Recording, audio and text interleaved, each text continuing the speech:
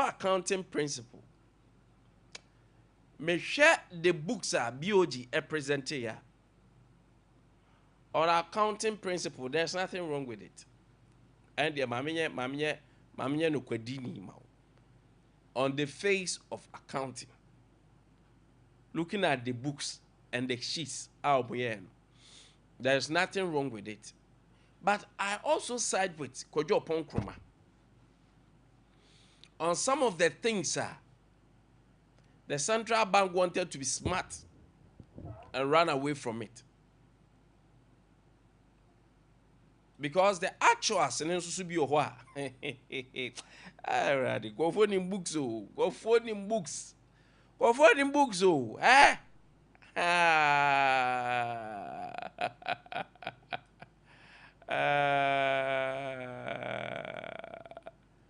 I go for them books. Said you buy your books in the camera.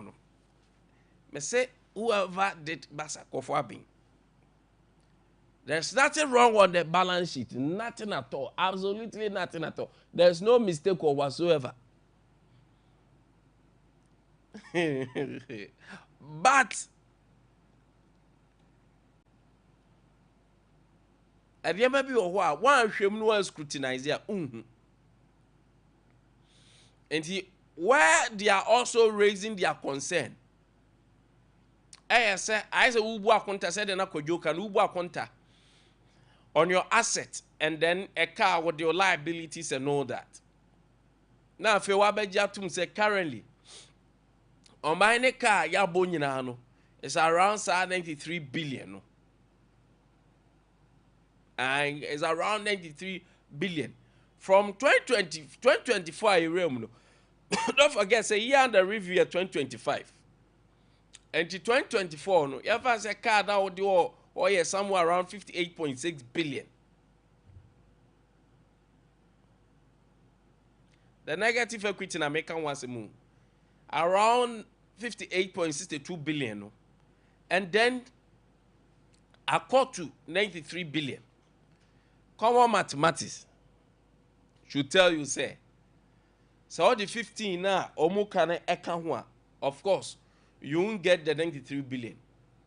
That's why earlier I said on the sheet, the balance sheet, they did nothing wrong.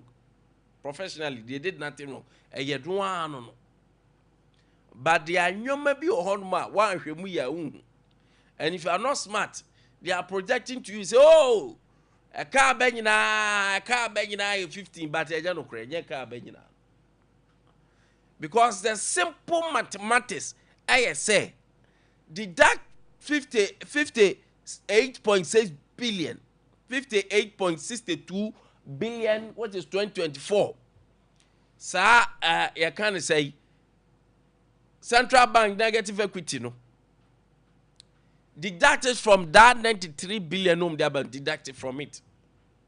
That is why I call your point analysis.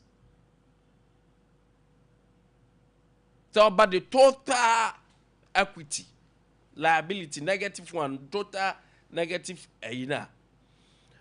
Oka, the one the accrued ones 2024, ba ebeka 2025, the bomwa. The wunya 93. But you are projecting and isolating, say, Oboka 15.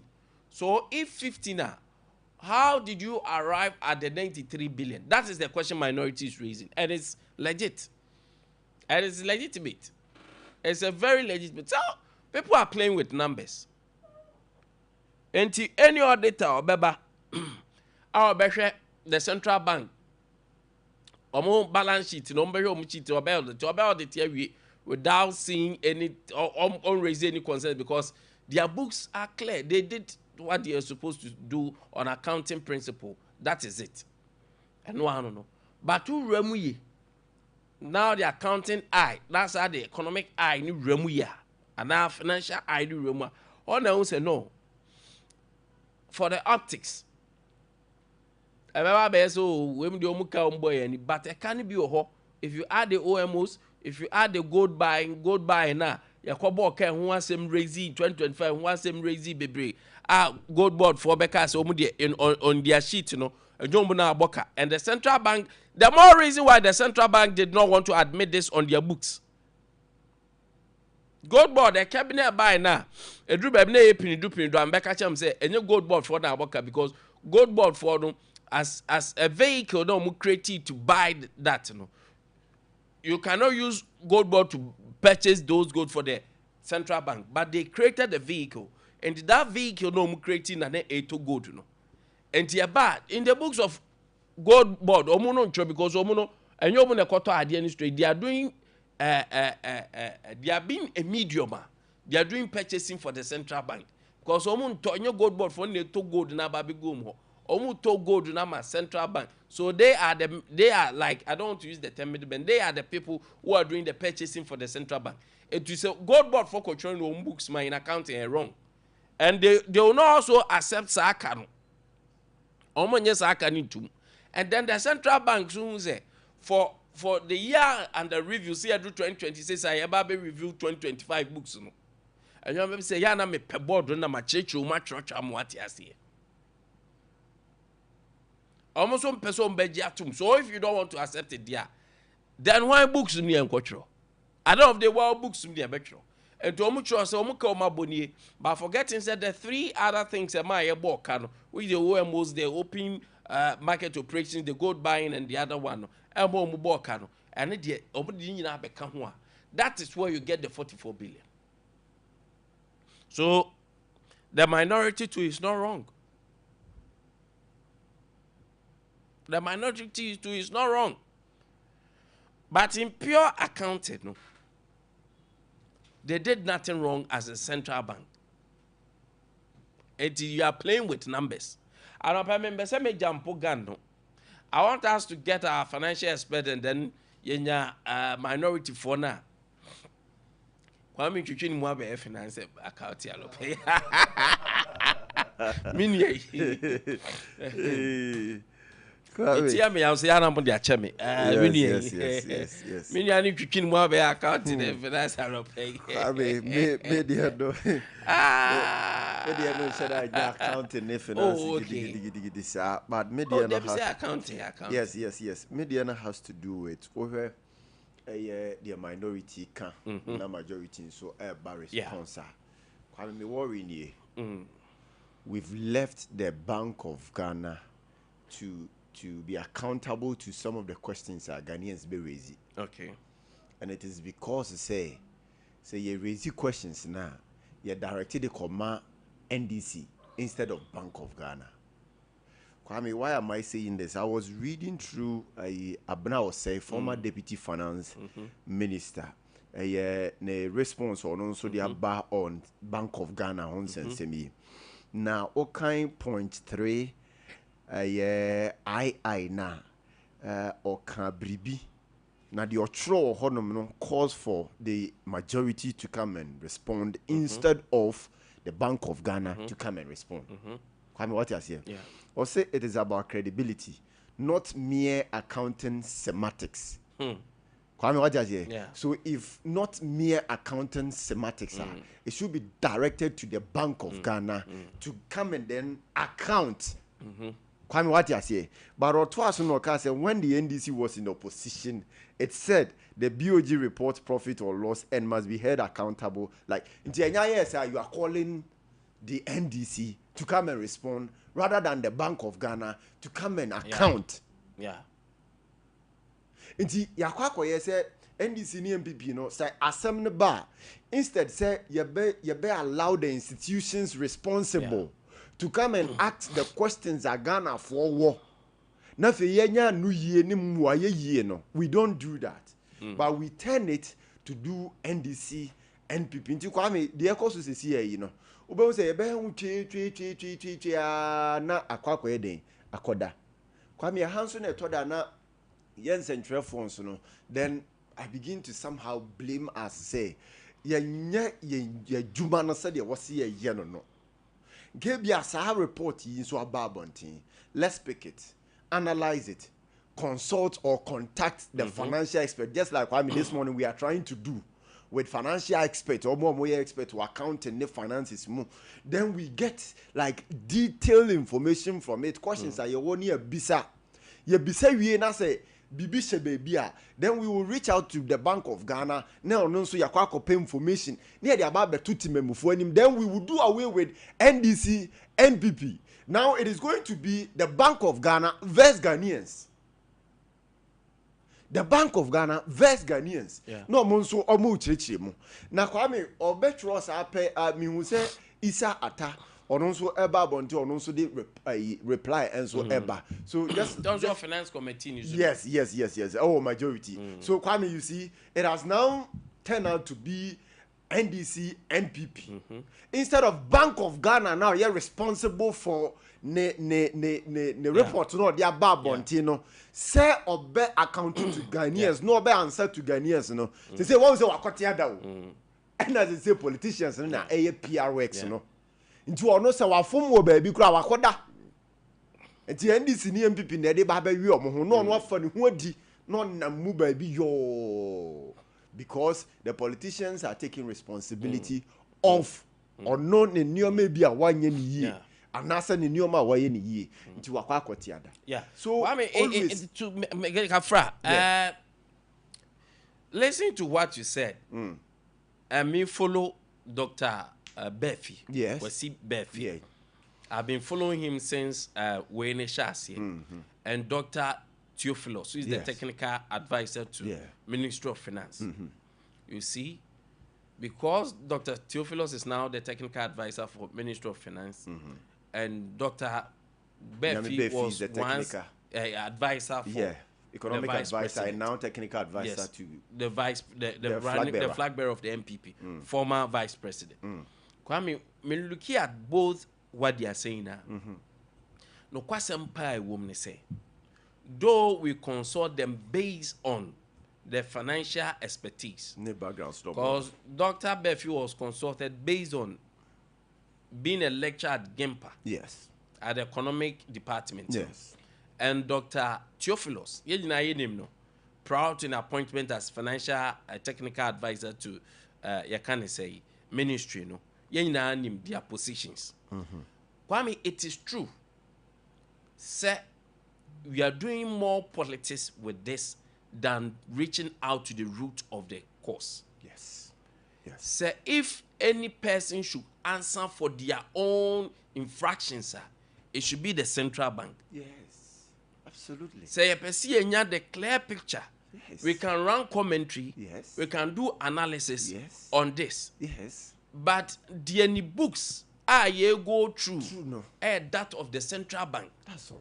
So this morning, I agree with you, say, if you really want to see the antidote for this problem, then the central banker, on the financial statement, scrutinize, analyze. They are the right people to answer for some of these things. Absolutely. How they arrived at where they have, where they arrived. That's what I'm saying. Say, me from the financial accounting background and looking at it, in accounting principles that they use and their balance book, there is nothing, to me, I stand to correct, there's nothing wrong with it. But the infractions are, omu money clear. I think that is the argument from the minority. Yes. Things are not clear when it comes to the total loss. Omo Inke as the Central Bank of Ghana, whether on the open market operations, whether on gold buying or whatsoever, Kwame, the total cost should be clear, should come out clear to all of us. This is the total cost for the year under review, which is 2025. Because you call mountains to see a buying a purchasing of gold. And a gold in the car or the abre yenye. Ya call say ya open market operations and what they stated on inflation and the effects, the fluctuation between you can say FX city to other major trading currencies the fluctuations by and also yes, even under this government, Kwame, if you carefully look at this, that there have been stability when it comes to our FX. our cedi to major trading currency, no, there have been stability because all share the rate eba yehu fluctuations ne kese ewom. That's true. And if you are saying, say, some of these losses came because of the FX and the you can't say inflation, then you should come clear and educate the public the reason why there is this amount and there is that amount, the 15 billion that you are showing and the 44 billion which has been accrued and the minority has chanced on it and they are raising question on it. It shouldn't be the PR works of the parties. No, not at all. It should be the work of the central bank, because the central bank has a whole mechanism. They have the PR system. Oh yes. What are they doing? Yes. More communication directorate. Why should the majority side on the financial committee be defending this? That is why I don't get it. Because Kwame, they can all run commentary as you are running commentary based on the expertise that you have on the subject matter. And Kwame, the oversight responsibility, both the majority and the minority, no. Was say on behalf of Ghanaians, no, the financial experts, no, raise concerns, raise hard questions, to Bank of Ghana. Bank of Ghana, and so they be bano as a still and then you, the majority, the minority, will invite Bank of Ghana because you have oversight responsibility to question them. But here you are, the two now, wasn't kamuka boom. Now you have that oversight responsibility to deal with the Bank of Ghana. You've divided yourself. You are defending. You are against. Against for. And I'm no yet. The real cause, the real issue as to whether the Bank of Ghana they buy no a year no cre. And I say enye no cre. Parliament of Ghana has not been able to prove to us. Meanwhile, Parliament of Ghana has a certain responsibility. Say they have to let us know. Say Bank of Ghana report no mo dia ba bontino eye krojin edem. It's a collective thing they have to do here. But because of the politics, the political gains now, that is why they are. Yes. They so are Kwame, I this agree path. with you. Both minority and majority. The political gains no more anymore. Yes. Because by now, at Omubabe resuming sittings, Omubabe was sitting at the first sitting, they should have made it a business of the house. Say they will call the central bank to come and explain some of this to us. Why Ghana for you to mean to maybe can say because the house have that power. Yes. To call the central bank, Yes. say Omumra Parliament. Yes. Church some of these things. Yes. But whereby we have minority, bringing this out, and majority defending it. Yeah, lasting solution. At the end of the day, all this nonsense, sorry for my words, all this nonsense, a taxpayer never bear the cost. And I yen say who no credit wom. Why me say no credit one who can So what I say. But when it comes to cost sharing, the kind of saying that for the citizens in Kwame, Yeah. so the cost will become the taxpayer's duty or responsibility. So kwaboka na yen famgu taxpayer so na yen say kana boy no adwene entiase wom at the end of the day Ghana for ya moka because NPP ni NDC for emie hu no kre no, and they are doing semantics with this. that is it. They are doing semantics. Me, some of this is me who I told you I say. That is it. When I say people are showing brains, but the actuals are there in the books. Yes. Let's find the actuals. Why we arrive at this? Why the 15 billion projection instead of the 44 billion in totality? Yes. Some of these questions, also not Basic questions. and if you are not careful, the communicators will not look for the books and read through. They'll run commentary over it. The politicians, political heads, no. Kaka na key figure heads ni kaka na no mo so bezum no aba no kra won tia ze ye no so na chese o no abeka we so is it I think it is time we have to engage this financial and accounting expert. We are then we throw questions to the Bank of Ghana no about be year no rather than like falling on this NPP and NDC elements. Eba say there no financial expert in Bibra do. Ofre Bibra fa. Always has to through. Bibra na hwe. Kwame, there be finance no. Wan nya abotira nhwemu a. Obegufi. Edu say me aropa me buy no. Me call the balance sheet da. Me call asset liability. Yes. Na ma ba for more. Yes. Na ma share actuals no. Yes. Ma share accrued from 2024. Na me run it around it because Kwame wan share the year. Why here na to fa ho a. What do you do? Obejidi. Yes. Because a pages and also. Sure. And it takes time for you to read through all the pages. Yes. It is sometimes with your mercy. But if you carefully run through the tabulation and everything there, I know I can tell you, it's a financial accounts, no money problem. There's no mistake in it. About Kwame Nkwantabisa, if you're not, you nkuba mu chiro. BC for. Yes. Kwame chiro do mbetro. Na mbeko mu na sika bi ya for baby. Kwame 93 billion. Kofo ya boka MPP for abejaka 50 something billion. Ama mo so mo dia mo ba ya 2 years. Mo ba ya 2 years eduri. Me say 2 years my. 16 months or 2 years my. Kwame. Mo so body abode bedi. Kwame. Eti MPP for defend here na mo so mo aba na mo so mo ba be. Eje ni ekoi. So you see it doesn't make sense. 93 billion asam ni ekoi new Ghana. Yes, it doesn't make sense. It doesn't resonate well. No make rasta man bia minim na me se no wo ayi bokrom e ka che bokrom proper e ka che o se se pe bokrom ono nko ane babo yi tire boka ne yire ton koko boka na me se ko for there goes beyond the ehun bia betiase because Kwame obedi why you tried why tira boka ne ira ton koko adwo nya ni so no so boka. That is what is happening. I MPP aboka NDC aboka. So you see Kwame, it's very important. Yeah. And Kwame Ewunim, make how partner said this is the time do say accounting and asephonia idea. But this is the time almost doctors and professors in accounting and finances, they should be talking. This is the time we have to hear them say, my voice near loud.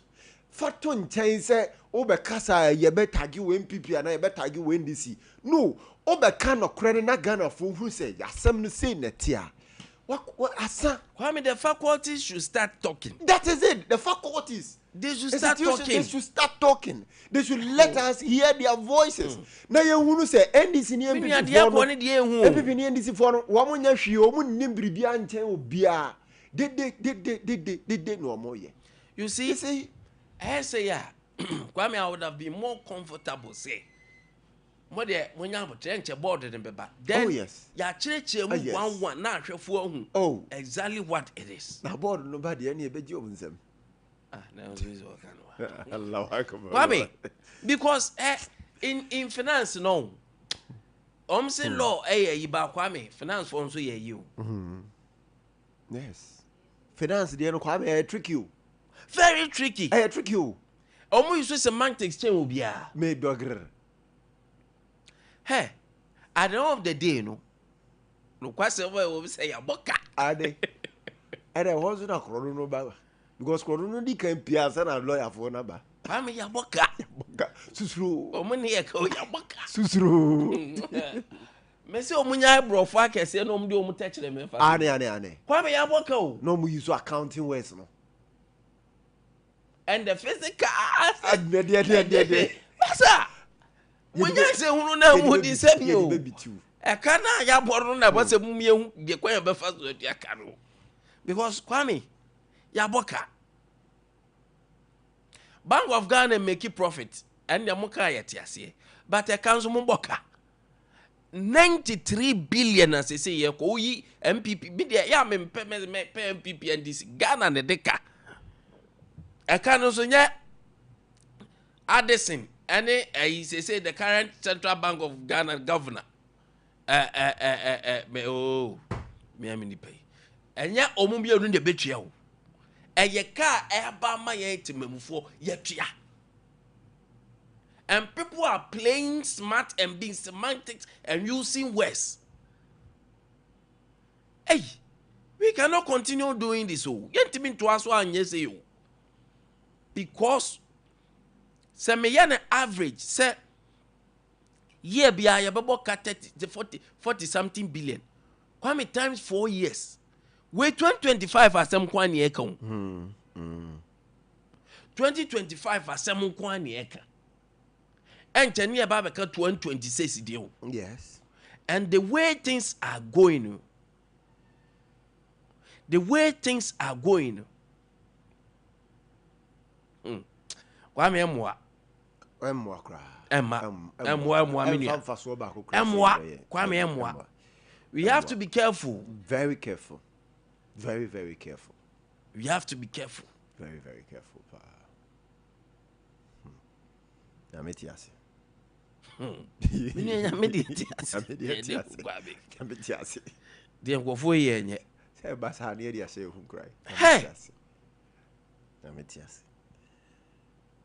Dear Colonel. And I say we ko boka na be favor we na ma we kwan ma nya sika de di ne djuma bi a na oba be defend it. O de mo de mon fan to so.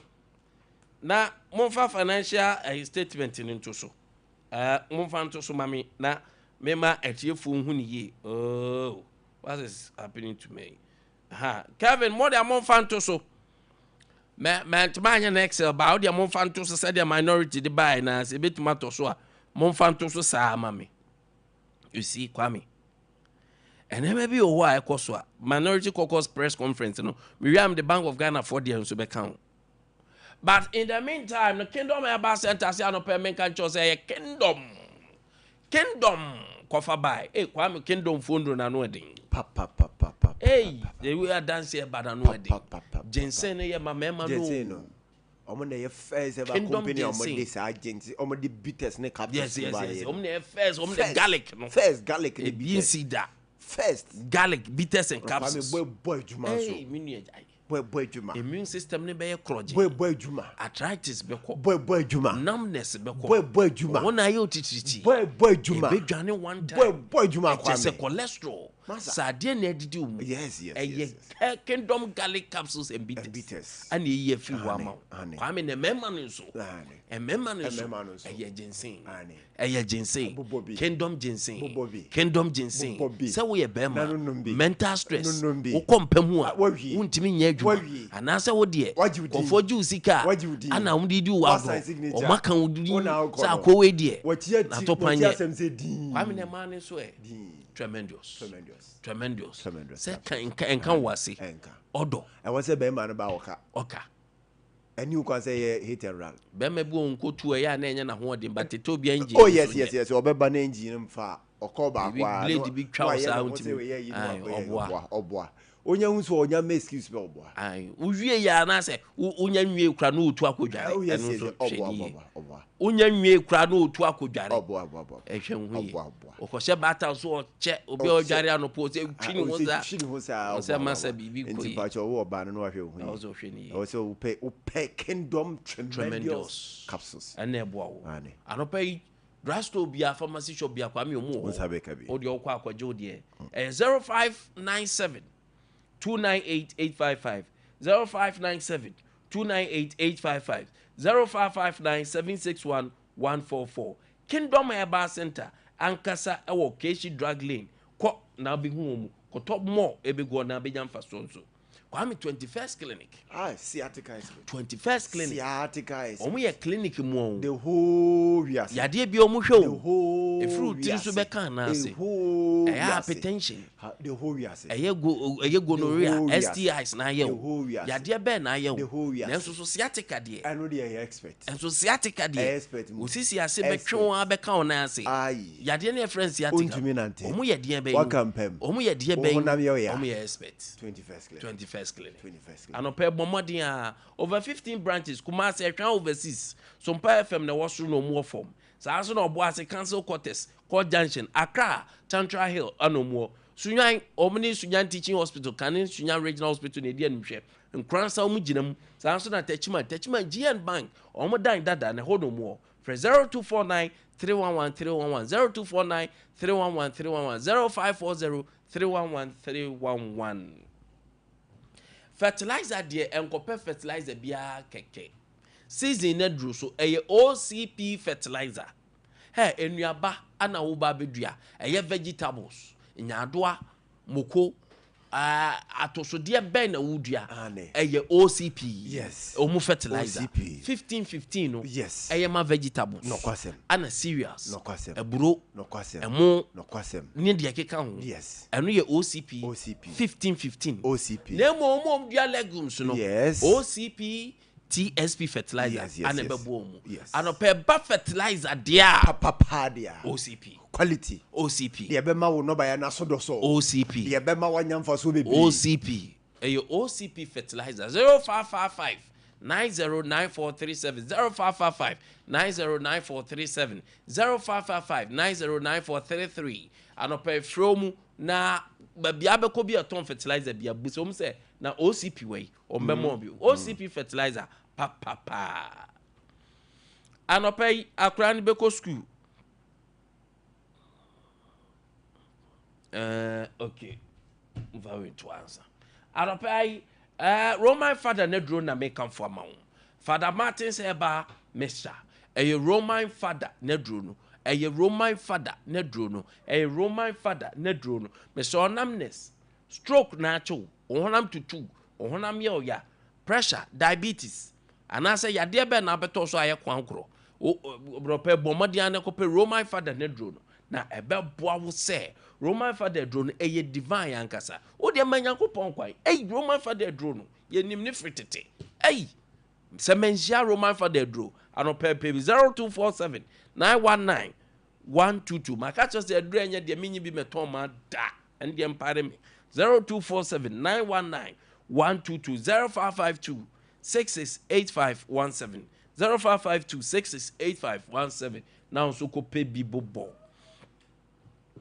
anopai RSYD Novigi studio gina ne nanso studio dem sonkon e won kran or Accra Malama Biase off First Kokoko Street na from 057 471 5778 057 471 5778 and 030 397 4822 Ghana ha bia wo bia obeba no abedin sa wo so ade ye film so twa movie anasa ope studio mu so tetete ayo movie ayo musical bia person ye fa filming ho streaming ama person ye videography na person bia wo de frey ye beba na ye no aba bedika so bompa ye wi so team say we have created something together Tago Herbal Mixture and then a capsules papa Tago Herbal Mixture papa and then a capsules oriti di no Tago Herbal Mixture and then a capsules Tago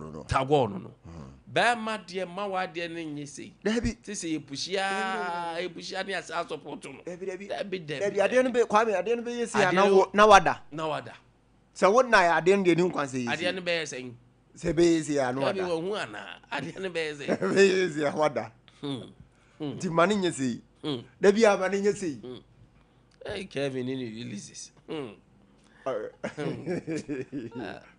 amomu ko didi no Tago Herbal Mixture and the capsules Kwame anopai erectile misfunction say ye impotence ade na nye djuma say de wukojo to at the form entumi mpagya ni mu omaso ema ontumi nsore chese omonani mpo chese wonka no hompo chese wonkyere so wote ase adabi na aden onye djuma aden asamato case aba guess in bejusi case mema so de wo mema yo nyina ade say the difference between obane be Kofi Bessie. O say anidie ni nyine wo wiase nyina ye nhyɛ atade anye. Dabi. Ye nhyɛ atade anye. Dabi. Ye nhyɛ atade anye. Ye wore ho. Ye nhyɛ atade anye. Na no kura no hye be so be hye atade kwa ti so yi fa baby. Eru ti se wo hye atade ne se a. E wo se tago boa wo. Na di kan ade no di kan se ne signal. Thank you. Nti o gina ho a signal no na ekɔ. Na gina no so. Bra ye ready. Low libido. Be ma ni atenka. Krache no so ti bi oyin. Gwanwa. Oba nso ni atenka. Yade street. Yade. And how the room I am ya. Men ka se me matinka wo chi. Watinka wo chi. Oyale. yade na yade wa kra nya ho se kan fere se Martin kan wa chi ane asa Kwame nipadua yi ne e bebo se wo se mentehwe wonte hwe ne de ne ene se ne yade bi na achew nti na wonte hwe se wo nyare de a wo se wo nya atenka atenka so de hu hia atenka ya power eno ane ta go heba bobo bi ene ne capsules bi infections nso etu ase do infections is the guess and the boys mo hwe yo Kwame adoso jai adoso obi betti dia south here o de bebre osisi yeah go no ne se felis ne white no on betti dia bole osisi here wa nya kafu adi ebe ye no bo ho ban hwe bo ho ban wonya nso de etago bobo bi ne mfiri so na enyoma entimi eni akaja Kwame ti kura ne exams na said your kind no more tro 620,141 yes and na etro and schools no so 20,395 and no more tro Meniaje pa northern region number eba ne doso I'm happy na Ministry of Health and so they almost say necessary midwives recruitment in the course almost here for upper east and west okay into almost say no be apply in the 4th May or 5th May so wo person we here adwuma wo upper east near upper west akọ apply but say won pay posting say they be call their may apply won pay dia solely for upper east and upper west and west omu wi another regions so dey nso no wana boko no wana boko no yeah wana boko no the Ghana Health Service help 498 charge for help 206 okay AMHSG for help nipa 6 fine omo se men kan kire say so bi ka say fatiga bra ne mbo na enya ya enye menye infio bia report omo fama number bi report over. But Kwame asema mama kind so you. Oh yeah. Search for jobs. So kwa go di hu ni amu adwuma. Enko for here pa. Sendi. E ha adwin. Now post ni so no Galam say site also da moje bribe no. Oji o. Hey. Kwame oji o. Galai pa de say de adri de. Kavin fa video no to so kra sa na yi mu Kwame oji o. Of akle ma betra say. Hey. Je pa. Kwame. Oji o. Onam so a obi ane ne price o akwe we de ni po video nde wa mo ane kro we da onua obeju afidi esan se na no ba ku so okotena pragia imu a ono so de ba yi also pragia ni video and Ghana police service anko foi omu yom sanji omu ye omu maye hu ti abekoso sa o mo se mo ye intelligence then I'm more intelligence me pick was that intelligence be wa ko bokro re chi wa ya chi hey ti obeji obonu no kwa bi obeji oh waje fast waje kura Kevin Charles and them say Kwame waje de wa hu o ka chi umsi so operator voice o ka chi umsi so also want me o baba ya se bia di bo bia ko di bo afọ ya oh, pragia dia no so o pragia guy no so dia. I no catch him say so. Oh, pragia dia ndi odia no police na not pragia. On di odia no ankasa. No so dia bi we dia menye. Ti matena mu ameduru and odi be ma me. On di odia no se dia bi enye medical office kro mbeka se manye sisi. Okay ni nyina wo. So do office o mbeka se sisi bed wa be. Na wo ko ese so ton dey. Monsa ton dey. Oh, media the American say IGP na say abo abaso. President Mahama say on kasa be den so ye. Bam say post for the so yes and she mo ye di agosi o. Eti kwa na be koso. Amo san she obi dan kwa me say we ye yi neti. We ye na kotu. We ye ni say. Na ye nyan say so ama ada police for the issue. Not me mfon so aba be nya fimu. Na de ekoi die. Ave mama na sia no pay. Comrade Umar Harris atenase. Sanso na Duval Abraham Cletus of Akle. Eso atenase of Akle and ejram dia ma the new patriotic party society youth activist. Sanso na hey. O man say youth activist. Oh wow, where don't can share me that. Oh nice. Oh nice. Any youth activist for me you na betenase no pay. Yenin komo enso ha for WhatsApp or message no F0509 438 500 0509 438 500. Would you do Facebook also? And also Sompa 93.1 comment section or the tour meba beje na makan ede amount kama and also na ene mami celebrate the hard working comrade Omar Harris and then the birthday and then my happy birthday Omar ya say Allah say Oman in shano and tongo sunya kese maun bon fa ne artwork den to so mame yesterday jam say on from fra dumu kwa dumu mo da mo anya me do birthday na me ama no pa and then the birthday Omar na your birthday ya be so hu say ye do na bibia wo ye bia say de mpa ye pata wachi say enkoso. Our Bahama Defense Special Prosecutor says there is space for strong prosecutorial powers. Bahama proposed law to criminalize sex for jobs, and then BOG real loss for 2025 is 44 billion, not 15.6 billion. Minority. Also, Nediwe by young same free sex for job, especially 2 panelists for non-open youth activists.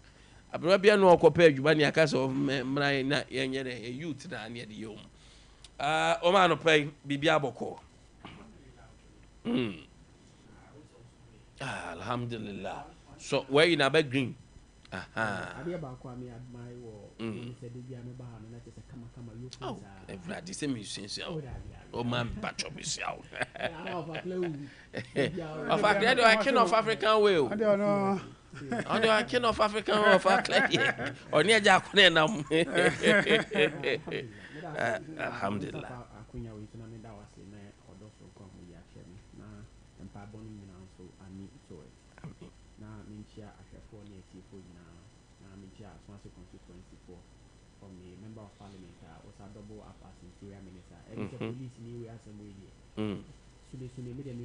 Already now, we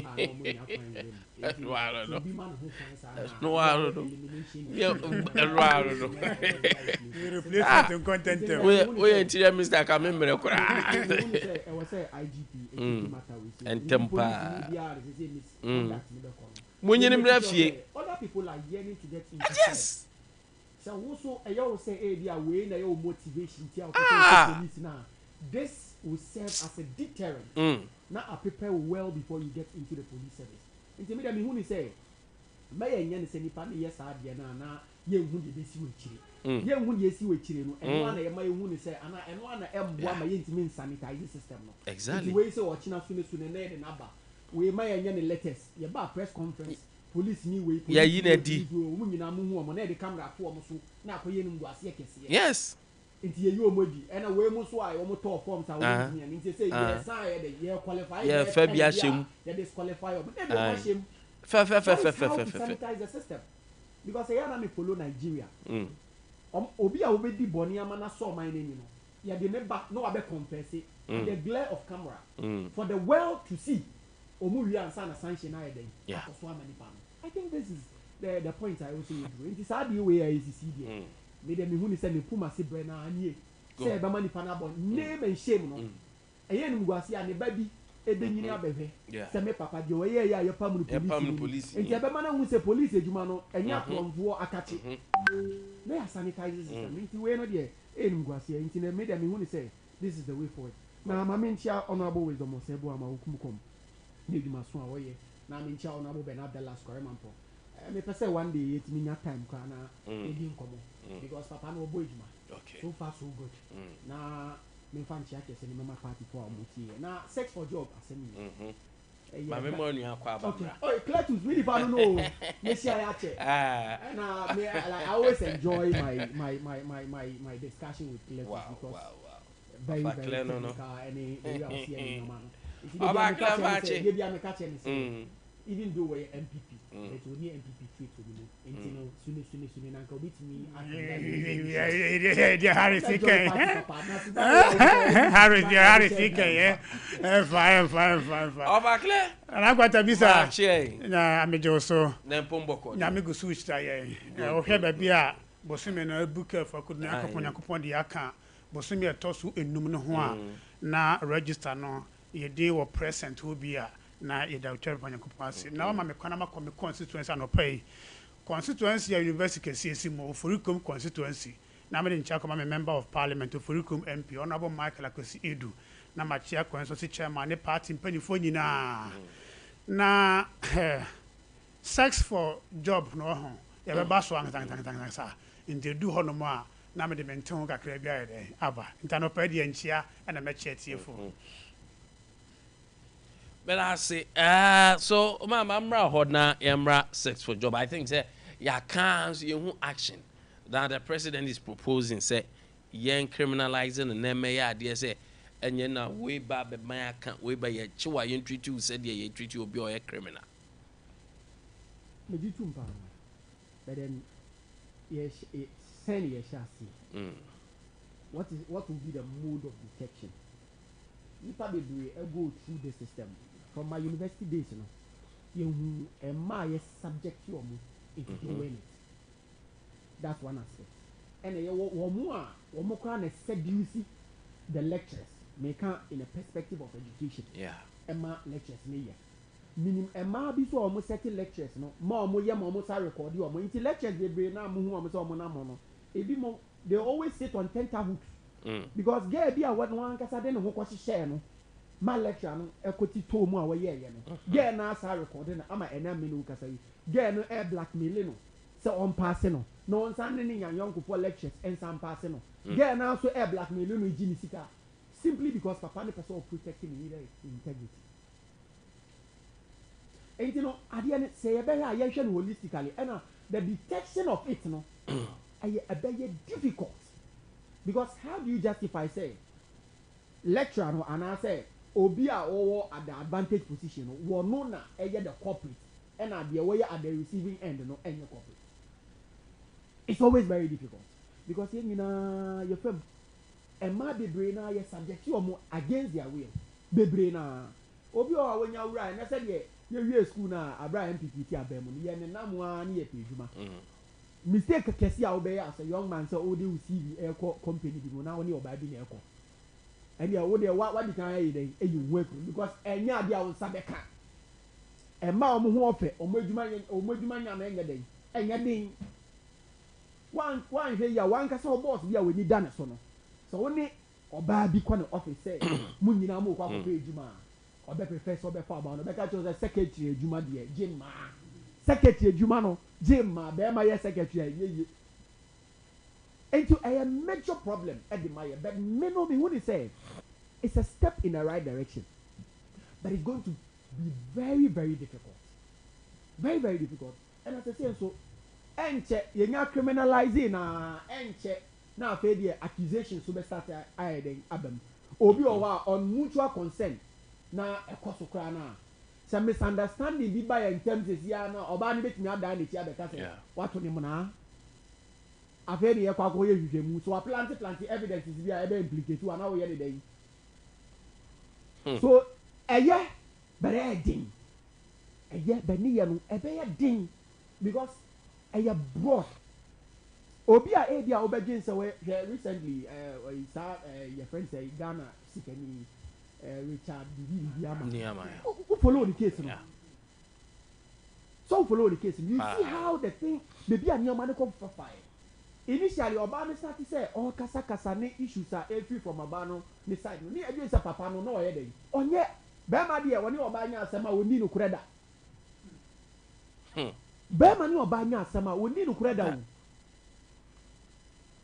ni edu say papa ni but ade no papa no who said no o so umuna na odi hye sumu a obi anya den obi ehu ono so ba abonte be kan ne de no Ghana for de nsem ni mienu nyina etu nsem ni no Ghana for timeti ase say oh hananko yi hananko fo bi kwa na ehye maame na echi na omo ka nya ma se dia be ya omo what they expect omo nsa papa no before omo birthday no wadwina tra say no baby maame no obi am ye sure say should have felt say nanka ma ntu sa na mo no kwa na ka eden okay yeah it is sex for job we e kwaso enu ti na dey bia wo public sector public institution and even some private institution dey bia say job vacancy ni one so am for retirement Debia amount where they is you.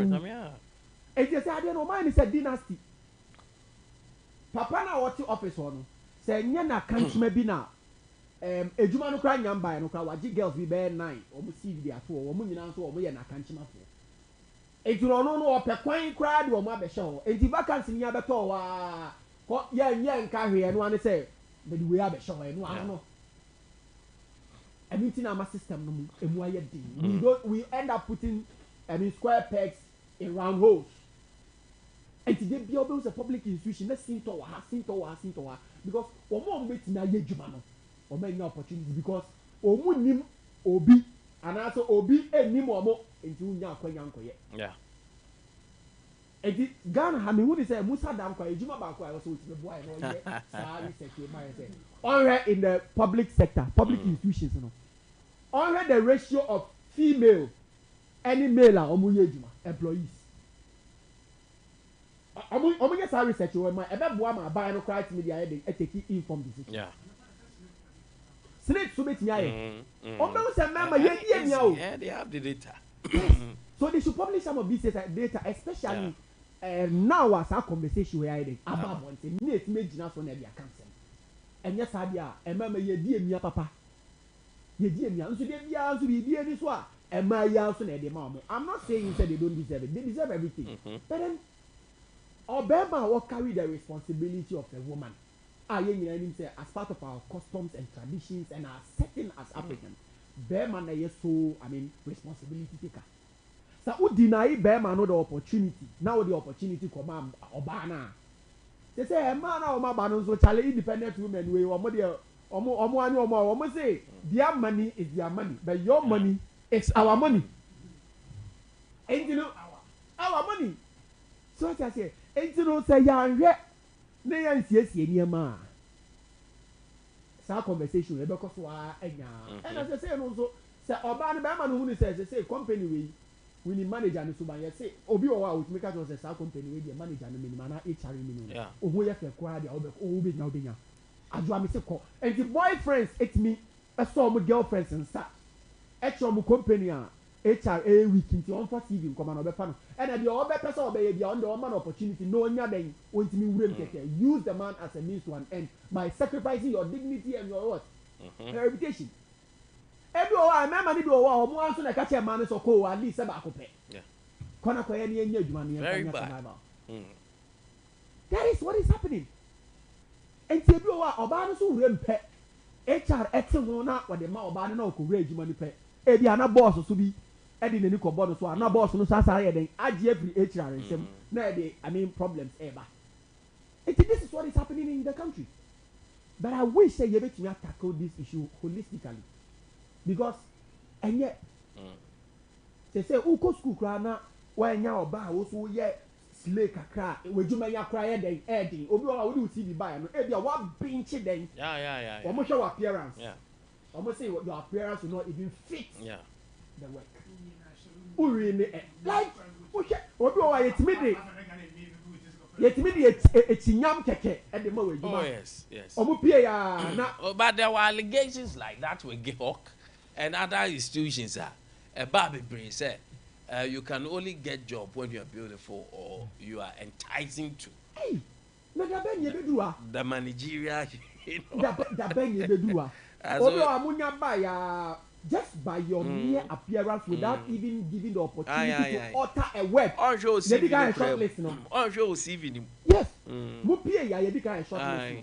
ebi wɔ mo pie ya ɔmo bɛ recruitment no ɔmo scan through ɛdi sɛ yi ɔmo nkɔkɔ based on just appearance ɛntɛm na ya scout yɛ hu deɛ pɛ dada nti ne ɛha adwene wɔyɛ manager deɛ wɔyɛ HR deɛ wɔyɛ yɛakyɛ to the extent nti wa wante aseɛ deɛ ɔwɔ adwuma no nya the last time na yɛde recruit bi ɛkɔ institution no sɛ mɛbɔ institution no bi normally yɛ pair ɔmo as assistant sɛ deɛ yɛwɔ community police assistant fire assistant na yɛde ɔmo kɔ orientation na commander no wɔ hɔ no ɛbɛmaa yɛ no na it was very very interesting wɔsɛ mmaa bɛyi mmarima no bi wɔ ha ɔmo yɛ fire officers anaa ɔmo yɛ police officers sɛ wohwɛ ohun yi a wɔkyi so bɛsɛ wɔayɛ ohun yi a na mblemu obi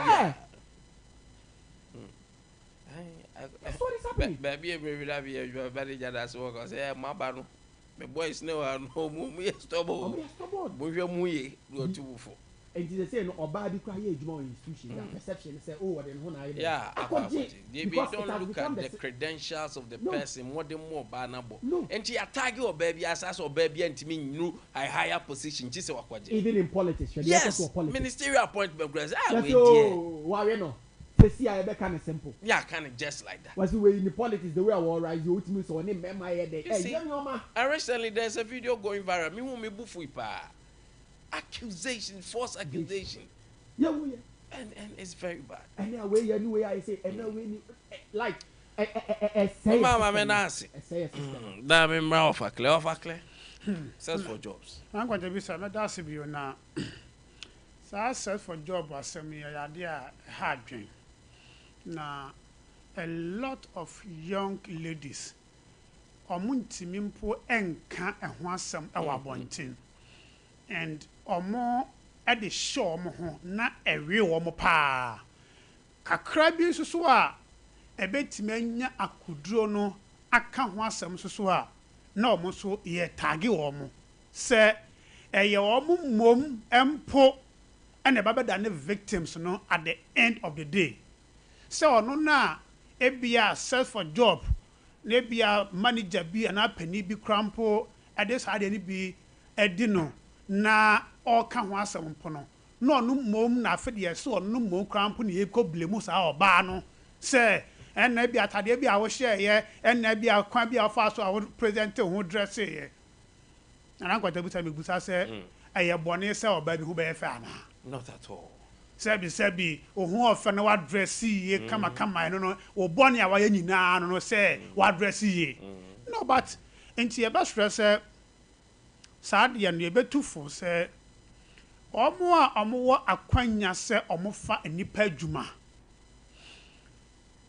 Gentias ye preko pese eye opportunity bi eye obi mpo na ebie sa kwan ma wo a wakotena baabi a wote a ene wo sa tumi no say wo fa obi adwuma enti wo so create sa same opportunity no efa ma obi fufuro na emfa conditions bia emebata ho ebi mpo a wo krapo wonya no free ebi a na ye political positions bi na wanya sa akwanya no ebi a obi sa nipa na wo ba na wote wanim na obepa adwuma no ebi a na ho oden ne mfifire ene adwuma bi a wo ye ene ma sa political party wo ba power ana ma wo wanya sa akwanya kwotena ba bia wote as minister or CEO or director anasa ba bia wote a wo akwanya se wo fa adwuma no se wo de sa condition be bata ho a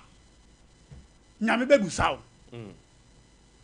not trying to be very spiritual but ade bia wo ye bia no hunu se wo ho akontabo daachi bi na sa so ti ase se sa akonya na wote so no anasa sa opportunity na wo enne se wo na wo de fa obi adwuma no enya opportunity a wo benya ne daa emre bi beba sa opportunity ni be free wonsa ama ebia wo so bakotena obi so animu akwa apply for adwuma saa enenti yemfa nhye yetirimu na yemfa so enhye yenuama ye mama ye wofa asefo mo ye ma no so se omo so enya akukuduro na omuntimi speak up because se wantimi speak out wa ena sa na manemo e hye so se wo ye oba se wutimi speak out wa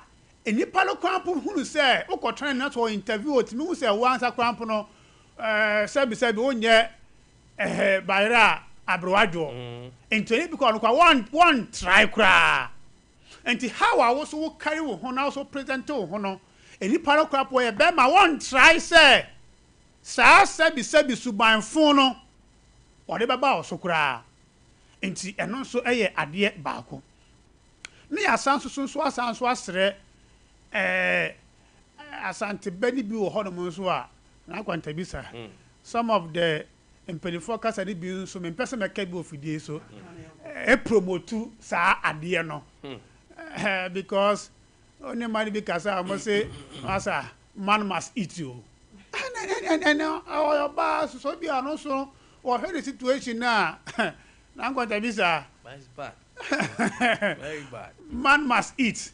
Into no, dear, also fun foods or buy beer. Now no be me who in social media now make a home video beer. A very influencer or social media power, a very, very strong influencer. Now all make his comment be or yeah one of media in beer. Now all can say and say or can't say no person to say ebia sa sabi mo fa nche wo japade no kra mpono ebia o de mo obi kwa and you say wo de ko mo obi na o de nya dwuma and na mfa so wo so and this is a very very influencer obi or media influencer nonsense. Na o make this analogy no and na go tell you say me yam share me Now stability of your work cry ya na ehu because nipa bi o no better obema position obi ho ofe che no ba no winner or the man because and look job security corp is not assured and you can also ho ofe one so brain nya dabi e be kwa ba bi e ba be point it's no and so ya dey ba on the same year na kwa bi nso kan say adinti na memma dey ye kwa akopa adwuma e ma no nso demand bi me ba na ngwa be say ye can say so no as a man conversation akoye one sided. Oh, Harris, okay, but but you see, our cultural settings, and you're not going to be a for man, so say, and man, no compared you man, and man demanded self from them, no so no. In the reverse, no so no, a business name, say, I say, yeah, man, yet me, my bottom, I'm a car. For fear, say, yeah, Becca say, oh, yeah, Bema too, because boy, in fact, the masculine group look for a honcho say, now Bema compare you might say, or Barney boss or say, let's do the doer. Over the job or Tabaka way. Now, it's in them, yeah, can't say, whichever way be and ya papa, and ya dear, yeah, idea was so into the infantry home for now. Nemo ye wia na ba be catch on mampani say obo saade hu dawuro no ye bo na baso nemo ye se ye bodam a ye bodam ni frifie exactly na no ye mampani e ba ya wo ya appointment professor Baako a owo university of Ghana we make kind of public science say we aye public knowledge enya ade a me say me na me e ka professor Jampo no ye UTAG president. Ya appointing ye who BBC nya Ghana the Kwampo na asem ni ayi Nsantoni bi BBC and be ya report ayi expose be pem ne a make say ye who say obe counter ye ka say enya no kre and it means that it's still there was a committee omuhwehwe mo sign it committee no report ba abonten e ba mo sign it na Nkwantabisa who report ni be University of Ghana for the mom yes sign omuye no mo say papa no ne ho assign to timi koye ne okay enti no da nchen a na Nkwantabisa and nanu ya point ni wie ye mpo no obi nso atwere petition no so ye feminine advocate atwere petition so dia akoma mampani menim so mampani sa ka amu asset committee o so mampani so san so nkan ye kwan so a eno so wa dey e wo ho a ye nte ho asente obe so mampani se obo hu dawuro no na won so atati frifie na at least sa petition na ababeto na nimu se nya meto yen so a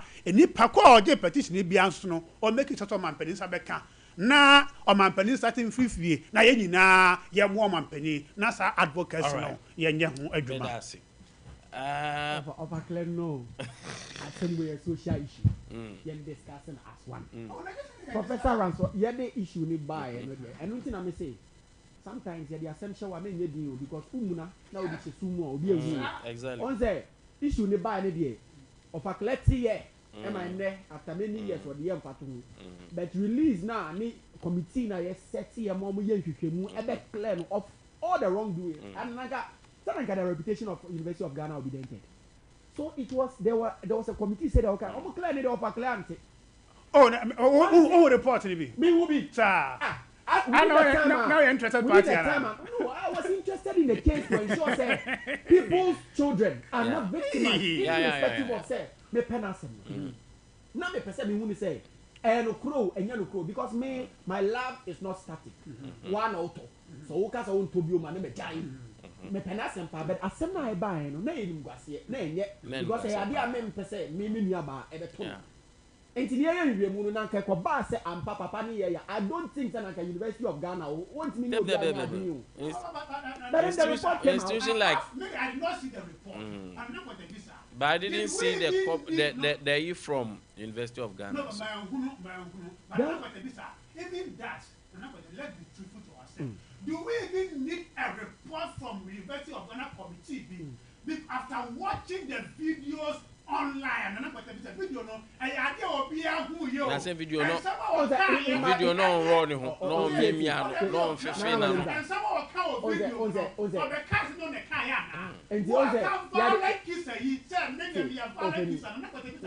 Yeah, who will be the what if say it was doctored? How would you know? Yeah, memo. And nobody has moral rights over sexuality. Yes. Ebia dia wo ya no phone so no ye yi kire wa ebia wa busa penyo obeka sa dabi oni nida be wo ye nyina we are victims enti moral issues no en koma prof any need no en koma wo so ni wa kan chima di etimedi e normal in between two individuals and obi eden e record here he did not put it out na kan chima. But where the any students? Why should that? Where the any students? And then I can't the students. What do we have violent kisser? Na obia ye de omanpeni like oman nyina security she wo kanda pass. Kanda pa yo nka. Yes, yes. I want to come on. Na kanda pa ye de ye nyina security. When you say student ni teacher. Kanda pa ye openi akufa na ka say one day here na Ghana ya pa ya. Nanso papa yi ti video call so na akoyi dane no some Mali for na Burkina for na smart girl yi say omra me dada papa we na ade chi an o matu ahye so na ke kuye eno de anya won eno de empenifo here and the empenifo so where the student let the new student asan albe what comparison are you doing? You are a teacher by profession. Harris we are all teachers by profession. We should not entertain this. Security minister and you, even you, your own security or morality wasn't sure. How sure Harris, I will not let you go that time because we are both teachers by profession. We are all licensed teachers. I will not allow you to go that tangent. When you want to do this comparison, Mr. Director, you heard the word who know because they are okay because we all do not support that. So we are teacher and Casas could never don't go there line because national security minister there already any opinion. But what the opinion student assembly there? Opinion student assembly we should not.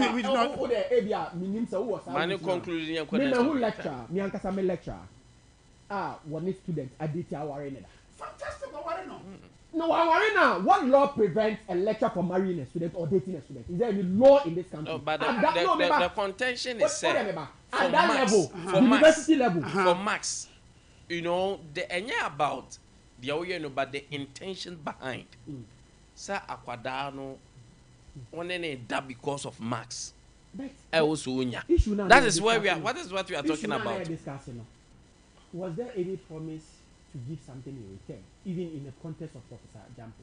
And the name will need to. So why are you using that as it's an between two here? people, as you said. Exactly. And again, so so say na papa ne yes sir because why he will feel you, so he wanted that to. Is, or the evidence. But so there was something on the table. There was an offer on the table. There was an offer on the table. That is why I exposed here sex for grade. In law. You find yourself what you find yet in a fool. Yeah, you say count, no, you say intention, you say, Ubo Trimu Pose, Ube Kunipa, and we are one charge. And the two, you went ahead to Kunipa and you see a second charge. No, but in criminal law, it is in criminal law. Thank you. Yeah, so the minority, okay, so good, your minority, the minority went for a press conference. Now, the press conference is about infractions and clearly sika omo so ma omete ewo India statement a car omo so ma bo is around 44 billion ombeko 215.6 or so billion. And to omo the year under review 2025 any previous years a car the become was around 93 billion now it doesn't tell. So the minority the bar public to create awareness that there is something that is not proper in the statement by of a clear my member. Okay. Now Nkwantabisa, Mestre say this topic is very, very important to know. Now the decline. Let me even start from the optics. The problem with the optics, the decline, and it's say Bank of Ghana a report about Bontain. Na enya Bank of Ghana omu PR department. And a become was a much a year majority caucus of parliament and a becano. That is a bad optics because Bank of Ghana no an independent body. Our more PR department over the period no Bank of Ghana mu PR department in a day or more report about Bonti about church or munsemu. That is one. That also me, even the Nipa or Mantle press conference can wasemu Honorable Isa. I feel say sample majority so obeya Matt VM say should be coming from the chairman of the finance committee of parliament, Honorable Adongo. Now, it did not even come from a deputy chairman or even a ranking member, but a first-time member, not to denigrate him though. No, not to denigrate him. But you see, capacity is very, very important. Capacity is very, very important. Say, a chairman of committee, Harris Ebeka some we the value I be place was some I will place much more value in a message from a committee chairman than a member. Because I'm not going to be access a committee chairman war to information and you no be and a member as a matter of fact and principle. There are also bio as I say the report for the first time in history that Bank of Ghana or headmaster at the all financial institutions in the bank na ebehwesa omubedi ehihye ne mraso no omuabu omumraso by delaying their report. Their report was supposed to be released in March ending.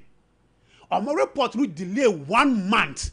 Wa wo behwese won kwara ehwe wase ya bank any financial institution na ebedi emraso say timelines at the moment so be publishing report no. One is not a good optics. Now let's go into the meat of the matter. The Bank of Ghana is setting a precedent to be a very, very dangerous. Sanse no kwaridie ewo omo adwuma die mu no eboa oman no emwa political party bi sanse. Their report is not for the consumption of only Ghana for nkwa.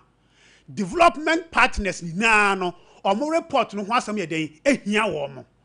Enti what ka ade bia na you have to know that at the back of your mind. Now, a car omo de beto abonten no omo portray so mabo 15.6 billion. When in the actual report me the amount produce among project from the actual report no more Bank of Ghana for the abano. A car a womu 35 billion. The idea na wow report mu a car wa tre wo mu o kanyi na abomu a 34 billion. Name mom over report what tre be catch Ghana for a mo be catch say 15.6 billion. That deceit no.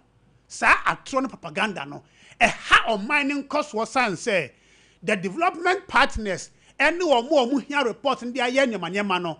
Sabi ubu or Musa sabi munim nyanza. And the Ghana for. Near come a can bio and he said, or much ray and yama miensa and massa a cano a buy. Near the kind any gold board. ɛho ɛka ɔmo akyɛ ɔmo a report no mu sɛ ɔmo ɛbɔka 9 billion Ghana cedis ɛwɔ gold board a transaction ho nea me kan na Nkwantabisa yɛ ɔmo a report ma sɛ ne yɛ kan nea toso bio so ɔmo sɛ ɔmo abɔka 16 billion ɛwɔ OMO saa OMO no ɛyɛ open market operations na saa open market operation na Nkwantabisa yɛn to ba yɛn kyerɛkyerɛ yɛn maame mo ti dwom adwadifo ne Ghanafoɔ saa abrof kakaka nyinaa kyɛ ne sɛ Bank of Ghana say commercial banks and banks ahodeɛ wɔ man mu nyinaa sika ankran kwayere kɔ to hɔ no ma yɛ deposit no ɔmo gye a was commercial banks ne de bobosia e de ma adwuma private individuals no ɔmo di tretre ɔmo nyuma mu na etimi fa nipa adwuma na sika wɔ system no mu Bank of Ghana say there be mo gye sa sika nyinaa na mo fa nyinaa emre me Bank of Ghana na me megia na me mama munsi ho enti 2025 Bank of Ghana ejije sika Ghana Hanmo Bank nyina ewo edeko omo akache to the tune of over 90 billion Ghana cedis ana omo ensi ho say sika mo de babeto ye Hanmo no na mo mfa emma amanfo nkokodidwa Emma manfo for me adwuma no ye mamu hu si ho 16 billion enu ntina nya wo hu se sika eni krom because Bank of Ghana say sika nanka commercial banks mo de be ma adwadifo ye ma mo tidwa mu embiebie nwuma omo mo biebie nwuma investors no mo biebie nwuma no ye ma mo mfa ma wo mo na sika awo krom awo manfo ho system ni mu ti ye ya di sika yina na yaje no ni amamu hu nsi hu enumti the whole of 2025 jumadia commercial banks ne financial institutions wo mamu di nyina ne say omoto ana mo giska free yen Ghana for ankrako deposit no omo mfa mbobosia mfa ma amanfo ntre omunyuma mu na Bank of Ghana for age no mama mu hu nsi hu enumti da no bank for nyina ebe kabo mu ka say omanya mfaso 2025 16 billion ayem faso omanya eno no uka Ghana ha banks nyina mfaso bo mu a yakohwe Bank of Ghana so si hu a wode ma bank nyina for musika omogede koto Bank of Ghana no so a the same amount no and that is why ya obehu say bosia commercial bank for omode bo Ghana for so ate in terms of percentage about 13% from 34% in 2024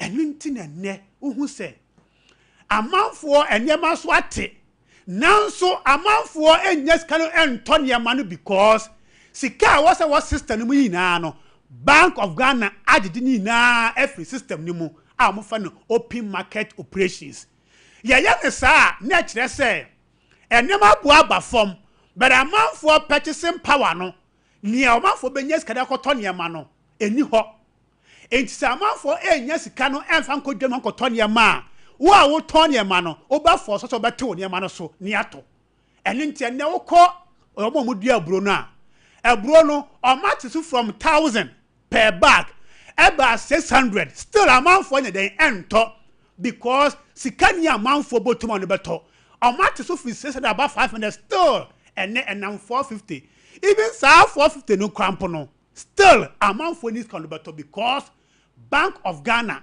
agidi amanfo sika nyina internet there is no money in the system and who ka and 16 billion ni asaka hu bio and say almost net equity no Bank of Ghana mu dwetire a omudi edidwa na dwetire no afibia no se wonya mfaso a na de hwakoka wo dwetire no ho wonya eka na wakote e de free dwetire no de emu 2024 na Bank of Ghana mu dwetire no eka in the negatives 58.4 billion ayo mu dwetire no negative 54.8 billion 2025 omo edwetire no enam eka omo boye 34 billion into no okwati free omle ko ka sa negative equity no amene omo report no omo say omo negative equity no over 93 billion.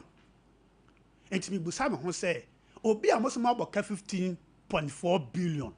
Eye den ana mo negative equity mo dwetre no every 58 ekọ 93. Enka wo ka no ka kwate wo ka no fu dwetre mu a.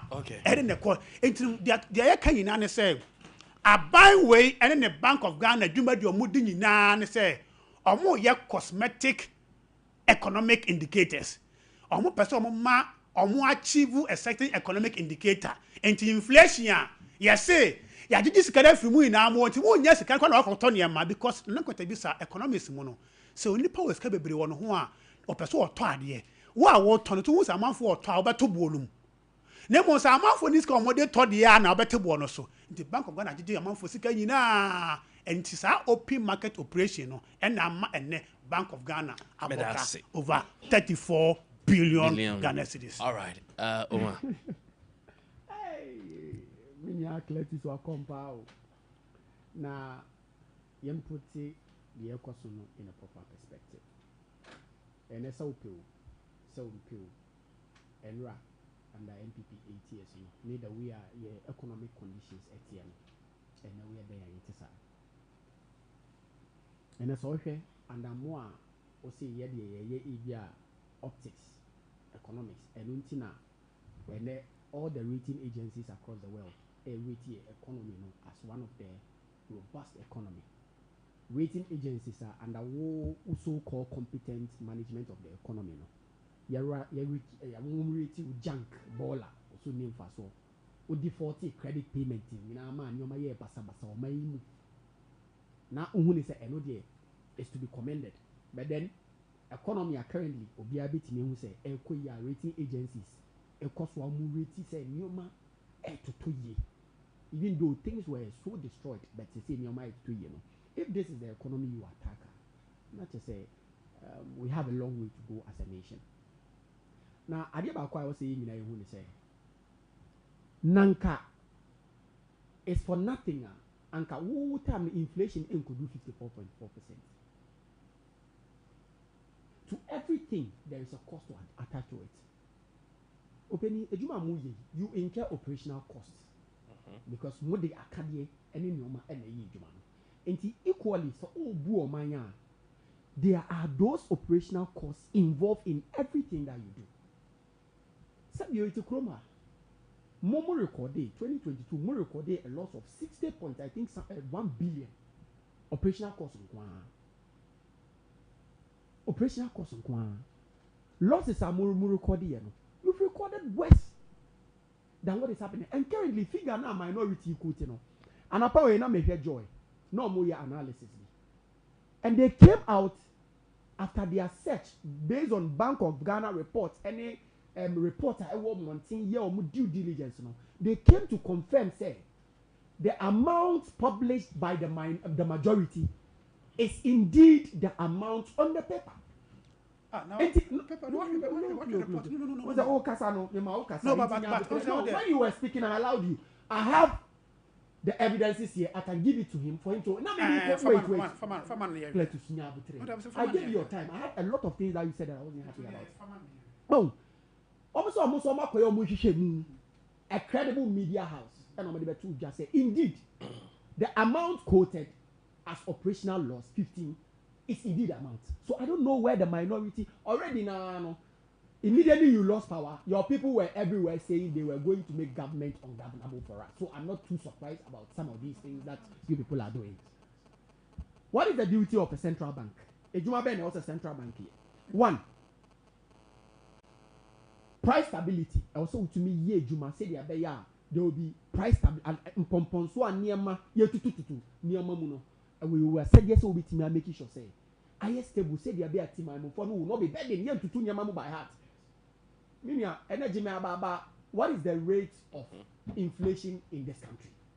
And the name say inflation from. I'm a MPP for surrogates and no communicators. It make us say, oh, niama be a yatete so, so economy no and reflect to amount for bottom. So a mono mugusuto. If you no mugus, see. Enya about emu eden. Enya about iron rod eden. Enya about cement eden. Enya about no.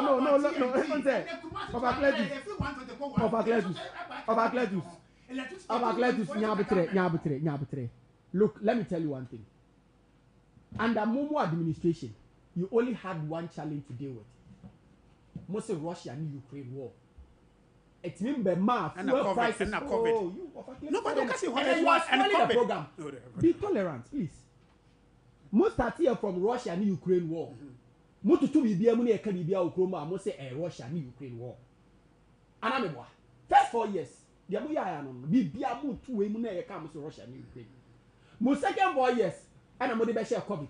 And I'm going to tell Maneko. Yeah, can be able to COVID. The Maneko. Now, say no. In the first 4 years, there was no Russian, there was no COVID. Yeah, there was no Russian. Yeah, it was the last 4 years. The way you are behaving. No, but the time I saw Rams, I mean, money and you. The way I will, I'm surprised. Omar Pacho, you're on the floor. Audience to make your point. I don't know why you keep on interjecting me. Omar Pacho meet you. We're not life. And I make us our life. What's sound like? We talk us all people for the life. I don't do that. Oh, you complain your entire time. Now we're complaining either Russia and Ukraine or COVID. That is what you complain about. Everything you can say. Interest rates akosura mostly Russia and Ukraine war and COVID. All the economic indicators were worse under you. And so on top of that, now more burden to my phone with all this, you still recorded operational losses, huge sums of money, to the extent that more of our domestic debt exchange when you now buy amount for himself or much but then look at what is happening between Iran and America. We are not complaining. Oh, yeah, sure, send Nankasa Ade way, sign your my cost way. Nanka is under MPPR. Okay, send any major issues. Do you think our books would have been what it is today? You think our inflation will still be standing at 3.2% also? Do you think our lending rate today, would have moved from 30.1% to where it is today? You get my point? And yes, say about country, a Gina branding. Say about inflation, it's me supporting amount for. Say about lending rate, it's me about from now, it's me about small scale, businesses. It comes with a cost. So, minority should understand, we are focused on what we are doing. All right. And although we've recorded operational losses, but then that does not prove, the government is not putting results at the disposal of the citizens. Thank you.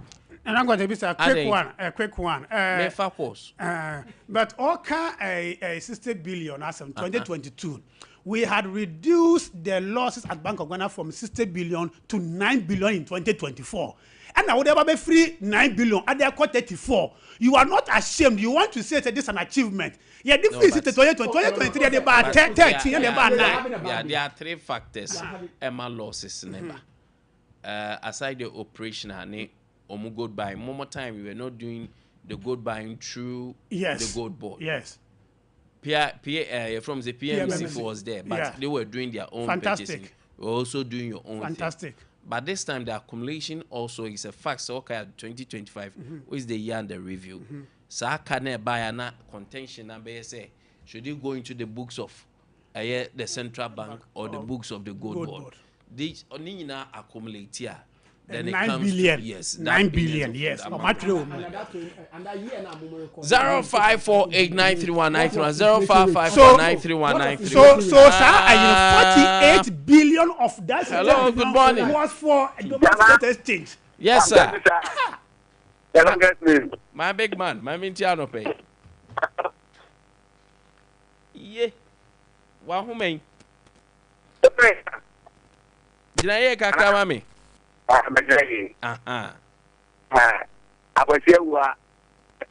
Akwasi me hu that. No, some people need to happen to me. And I cook ke. Na u.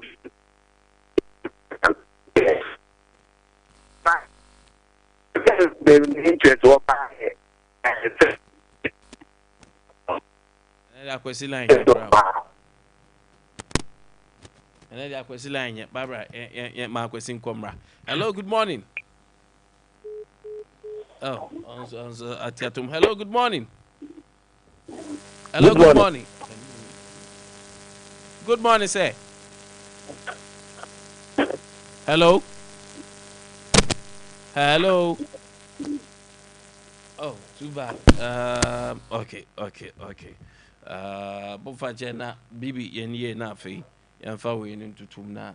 Yan 0548931931 0551931931. Yeah, Bopai, I think there is issue with the line, but hello, good morning.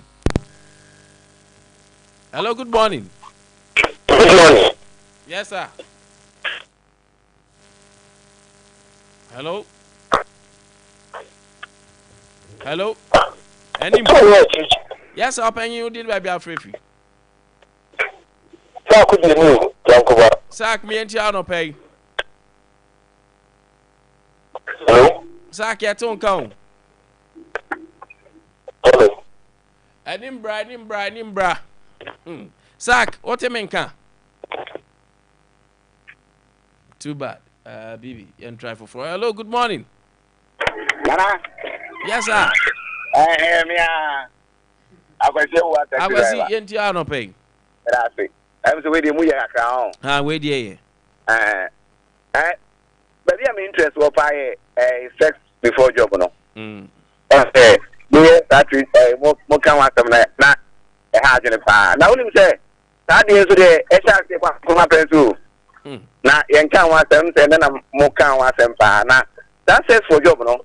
What's your advantage and disadvantage? No. Disadvantage, you say, ya say, will be able to say you may flow. Also, person and dance, one juma. And second one, once they will have sex now, but in the crown. And then I just one of the one of your side, but because of humanity, nothing to try and hard and fire. By advantage, you will say, nah, Nana, I don't hear you when you are able to give it to you because a comea. Apart from that, I must say, students, and I say, money be involved more because in your students, you be an almost to make one. Now, more can be say, we are banner and warfare. It looks like because sometimes this way, I'm a lecture say, I'm a Macron. When you may be a man be almost government man. I'm always access before a job. It's more kind of good size when you're there. I will tell you myself. Bibi, unfortunately, for my time now. So, MCR, the speed of light, Mama calls, Mama birthdays and na a fay sports for Metanasi. Timomia birthdays and Mamma, Bibi, just all happening with this screen. This is all happening with this screen. So, the first birthday, and comma, Yankasa Yenuya, Comrade Uma Harris. Today is your birthday, comrade.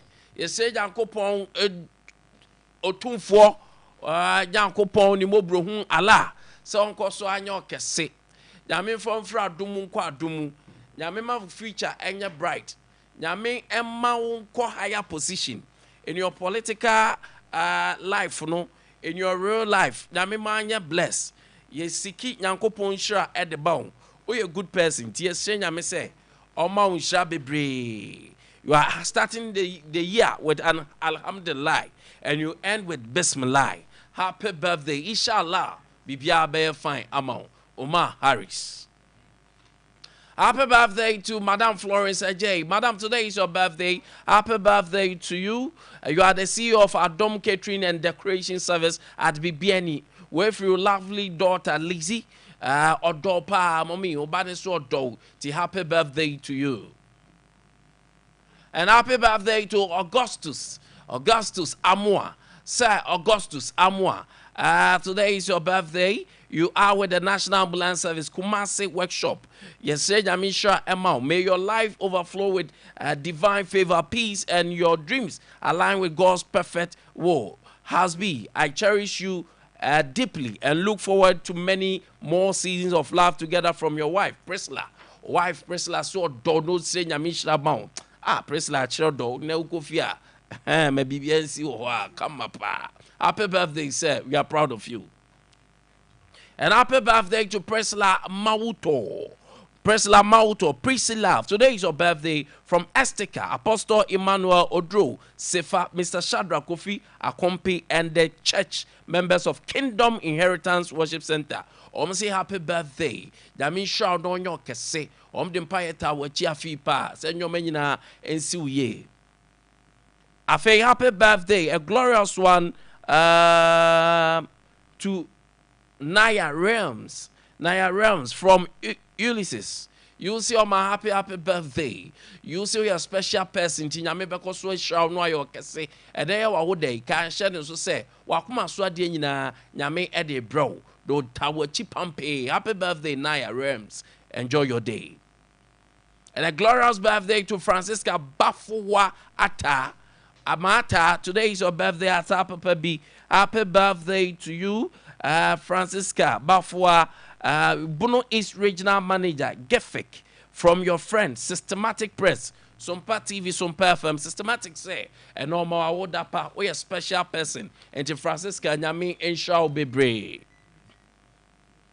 And happy birthday to Ama Ella at Asante Achem Hwidium from Baini. Baini says today is your birthday and wish you nothing but the very best. Enjoy this season. We wish you the very, very best. Happy birthday, Mami Ama. Enjoy your day. And happy birthday to Berta Ade. Berta, today is your birthday. Berta at Asante Achemagogo from Baini. He says happy birthday, Berta. Enjoy this season knowing that you are being loved by good people. With all hands on deck, they say happy birthday, Bertha. And happy birthday to Dr. Stephen Clark Bando. Doc, today is your birthday, Dr. Bando. May this year bring you the clarity for big decisions, energy for the bold moves, and time for the people and passion that matter most. You deserve a year as outstanding as the standard you set. Wishing you health, happiness, and continued success. Enjoy your day. You earn it. Regards, Scout Group. Sir, happy birthday. You are cherished and beloved by a lot. Sir, happy birthday, dog. Enjoy this season with the blessings of God. On that note, thank you, gentlemen, for coming. Your friend Kwame Nkwantabisa. About for Nkwantabisa. What? Ejinamu gidi gidi. Or the team